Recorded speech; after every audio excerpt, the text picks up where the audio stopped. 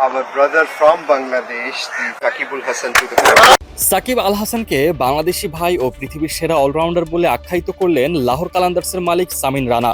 দলের সাথে প্রথম দিন অনুশীলনে যোগদান করার শুরুতেই সাকিবকে দলের সবার সাথে পরিচয় করিয়ে দেওয়ার সময় সামিন রানা বলেছেন, একটা বড় ধন্যবাদ জানাচ্ছি এবং আমি ও লাহোর কালান্দার্সের পরিবার খুব সম্মানিত বোধ করছি বাংলাদেশ থেকে আসা আমাদের ভাই ও এই পৃথিবীর সেরা অলরাউন্ডার সাকিব আল হাসানকে দলে ওয়েলকাম করার জন্য।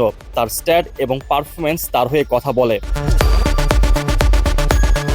সাথে আরও একটি গোপন রহস্য জানালেন সামিন।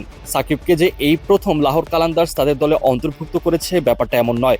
এর আগেও একবার সাকিবকে তারা তাদের দলে অন্তর্ভুক্ত করেছিল, কিন্তু সেই সময় সুযোগের অভাবে পরে আর খেলতে যাওয়া হয়নি সাকিবের। এই বিষয়টি সবার সামনে এনে সামিন বলেন, অনেকে হয়তো জানে না সাকিব আরও আগে লাহোর কালান্দার্সের পরিবারে যোগ দিতে পারত। 6 নম্বর সিজনে আমরা সাকিবকে সিলেক্ট করেছিলাম, কিন্তু তিনি তখন আসতে পারেননি। হুট করে সাকিবকে দলে অন্তর্ভুক্ত করা হয়, বলা নেই কওয়া নেই। স্বল্প সময়ের মাঝে সাকিবকে যখন অফার করা হয় লাহোরের হয়ে খেলার জন্য, তখন সাকিব কোনো সময় না নিয়ে তাতে রাজি হয়ে যান, যার ফলে আবারও সাকিবের প্রতি কৃতজ্ঞতা প্রকাশ করে তাকে ধন্যবাদ জানান সামিন এবং দলে যোগদান করার পূর্বে সাকিবের অবস্থান তুলে ধরে তিনি সবার সামনে বলেন, এখন কি দারুণ সময়, আবারও ধন্যবাদ সাকিব আপনাকে একদম শেষ সময় এসে আমাদের দলে যোগ দেওয়ার প্রস্তাব রাখার জন্য। আপনি কিছুদিন আগে দুবাই ছেড়ে চলে গিয়েছিলেন, যুক্তরাষ্ট্র থেকে এসেছেন, আর আপনাকে দেখছি সেই আগের মতোই হাস্যোজ্জ্বল ও এনার্জেটিক সাকিবকে।